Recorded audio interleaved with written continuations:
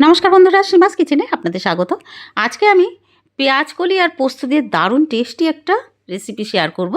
এই রেসিপির জন্য 250 গ্রাম পেঁয়াজ কলি নিয়েছি। পেঁয়াজ কলিগুলোকে সবার আগে ধুয়ে এরকম ছোট ছোট পিস করে কেটে রেখেছি। এবার কড়াইতে 2 টেবিল স্পুন সর্ষের তেল দিয়েছি।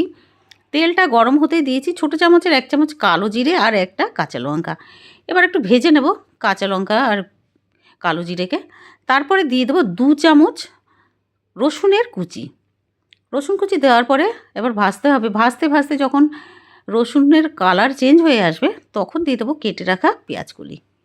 পেঁয়াজকলি দেওয়ার পরে একটু নাড়িয়ে নেব। নাড়িয়ে নেওয়ার পরে দিয়ে দেবো ছোটো চামচের 1/2 চামচ হলদি পাউডার, 1/2 চামচ রেড চিলি পাউডার আর স্বাদ মতো নুন।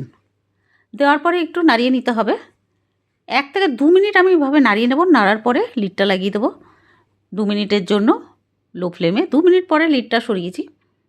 এবার দিয়ে দেবো কেটে রাখা কাঁচা লঙ্কা। কাঁচা লঙ্কা দেওয়ার পরে আবারও নাড়াতে হবে। একটু নাড়ানোর পরে আবার লিডটা লাগিয়ে দিতে হবে 2 মিনিটের জন্য। 2 মিনিট পরে লিডটা সরিয়ে এবার আমি দিয়ে দেবো পোস্ত। 1 টেবিল স্পুন পোস্ত দিয়ে দিয়েছি আর 2টো কাঁচা লঙ্কা মাঝখান থেকে চেড়ে রেখেছিলাম। এবার নাড়তে হবে।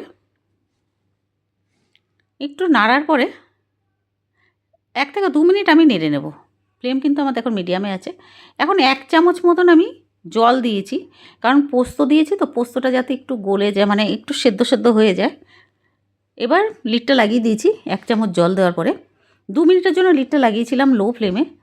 2 মিনিট পরে লিডটা সরিয়ে এবার নাড়তে হবে। 3 থেকে 4 মিনিট আমি এভাবে মিডিয়াম ফ্লেমে পেঁয়াজকলিটাকে নাড়ব। বেসিক্যালি এটাকে এভাবে ভাজতে হবে। এবার গ্যাসটা বন্ধ করে দেবো। তৈরি হয়ে গেছে আমাদের দারুণ টেস্টি পেঁয়াজকলি পোস্ত। এটা বানানো কতটা সহজ বন্ধুরা দেখে বুঝতে পারছেন, আর খেতে কিন্তু দারুণ লাগবে। পুরো ভিডিও দেখার জন্য অনেক অনেক ধন্যবাদ। আর ভিডিওটা ভালো লাগলে প্লিজ লাইক করে দেবেন, সাবস্ক্রাইব করে দেবেন আর শেয়ারও করে দেবেন। ধন্যবাদ।